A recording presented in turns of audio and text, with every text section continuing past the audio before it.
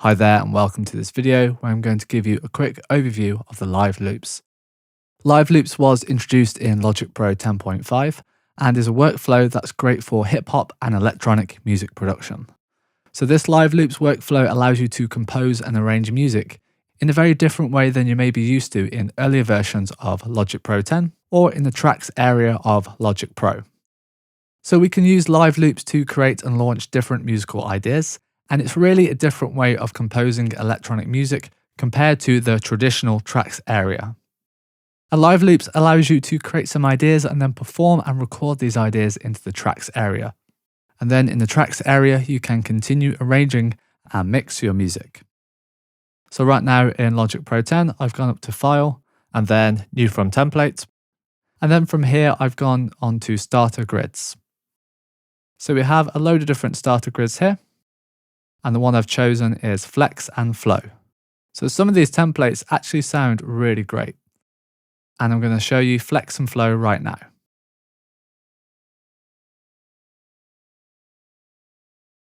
Okay, so now you can see all the different clips or cells as they're called in the live loops.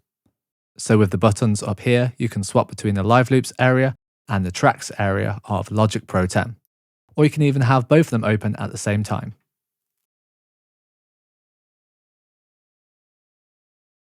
There's also a divider line here that you can resize. For now though, let's just look at the live loops area. So I'm going to hide the tracks area by pressing this button here. We can also hit the grid zoom button up here in the top right. And you can also click and hold to change the horizontal zoom. However, if I'm working with both the live loops area and the tracks area, I wouldn't normally have the grid zoomed in like this, but it's nice to fill the screen out with the cells like this if you're just working in the live loops area.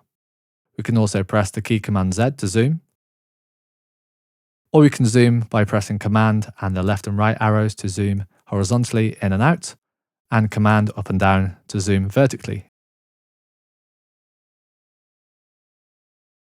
And the zoom controls are the same in the tracks area. So each region in the grid is known as a cell, and each vertical column of cells is known as a scene. So you can trigger a cell by clicking on it.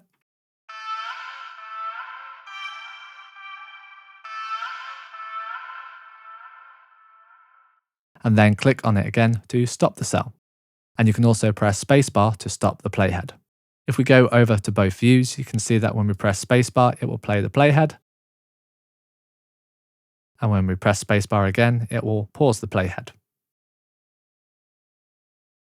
We can also stop all of the cells and scenes with this square button in the bottom right of the live loops area. Another thing to note is that cells can only be on tracks that are the same type. For example, audio samples or audio on the same track, or software instruments on the same track. The actual audio or MIDI can be different, but the type of track has to be the same. So if we look at this track here, 808 Flex, all of this is MIDI.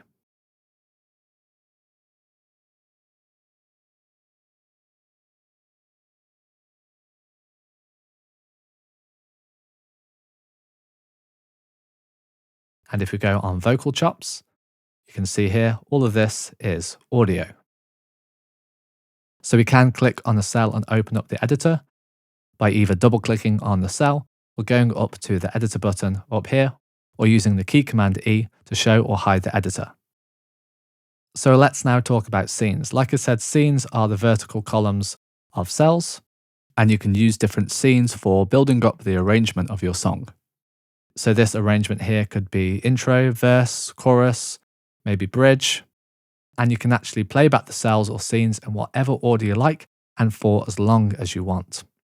For example, I could play back scene 1 for 4 bars, scene 2 for 8 bars, scene 3 for 16 bars, scene 4 for 8 bars. You can play it back for whatever length you want and in what order you want to build up the arrangement of your songs. You can also right click or control click on the scenes and rename them here as well. So just for this example, this could be chorus. So when you're writing music, you're not always going to necessarily write it in the order of the song. You may not start writing with intro, then verse, then chorus, then another verse. And with live loops, it allows you to write music in whatever order you want. And with live loops as well, if you select the bottom half of the scene, you can click and drag this around, or you can just play back the different scenes in any order you like. So the live loops area gives you more freedom to write ideas and try things out than maybe compared to the more traditional tracks area of Logic Pro 10. You can also record your performance in the live loops area into the tracks area, but I'm not going to cover this in this video. However, what you basically need to do is turn on the record performance button, and then you can hit record and then trigger the different cells and scenes to record your performance from the live loops area to the tracks area. And then once you're in the tracks area, you can continue recording, arranging, and also mix your music there. But I do cover this in my complete Logic Pro 10 course, which you can access via the link in the description below this video. Also, one of these cells in the live loops area can be different types of tracks. It could be an audio sample, an Apple loop, a MIDI recording, or a drummer loop. The cells in live loops don't necessarily have to be loops as well. These can be one-shots.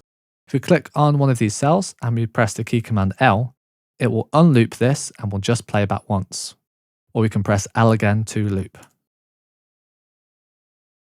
I'm just going to close the tracks area now and talk about one more important thing in the live loops, and that is Quantize Start. So Quantize Start means it will trigger the next scene or cell at the value you select in this Quantize Start menu. By default, it will be 1 bar, and this just helps you to keep your scenes and cells in sync. So if I play back scene 8 and then I trigger scene 7, you'll notice we have to wait to the end of the bar until scene 7 plays back.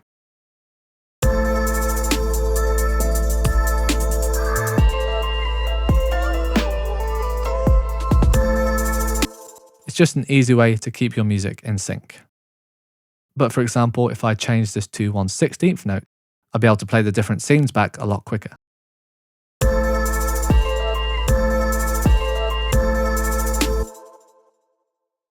And this indicator is going around every 16th note. So let's change this back to 1 bar. And you can see this indicator here is going around every bar, or 4 beats in this case. Just going to pause this by hitting spacebar. Okay, so now let's talk about adding content to a cell, because these templates are great to start with, but really you want to add your own content. Firstly, we can drag content from the tracks area to the live loops area, and also vice versa.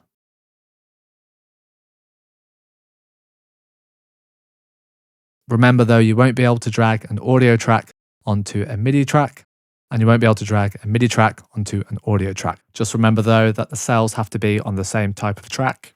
For example here, this is a MIDI track, so I can't drag audio onto here.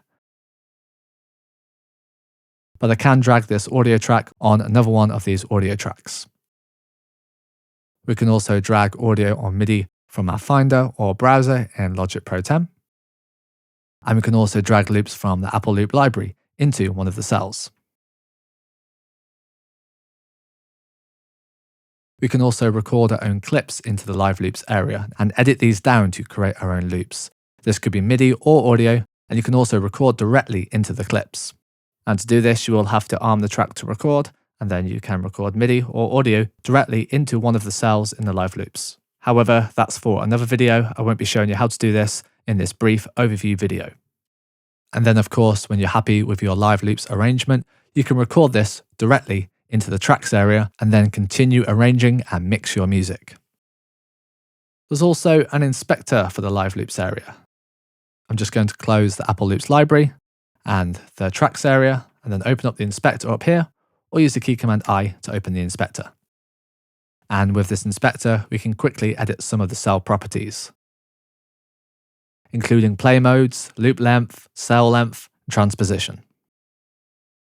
However, you don't have to use the live loops area if you don't want to. You can still use the more traditional tracks area, but the live loops area is a great workflow for composing hip hop and electronic music production. Like I said, this is just a really quick overview video of the live loops. It's actually really powerful and there's loads you can do. It just allows you to write music a lot freer than in the traditional tracks area. Don't get me wrong, writing music in the tracks area can still be great, but the live loops area is just another option for composing electronic music in Logic Pro 10. So thank you for watching this video, and remember, if you'd like to learn more about the live loops, then be sure to check out my complete Logic Pro 10 course where I cover the live loops and music production in Logic Pro 10 in a lot more detail. To gain access to this course, just check out the link in the description below this video. So thanks again, and I'll talk to you soon.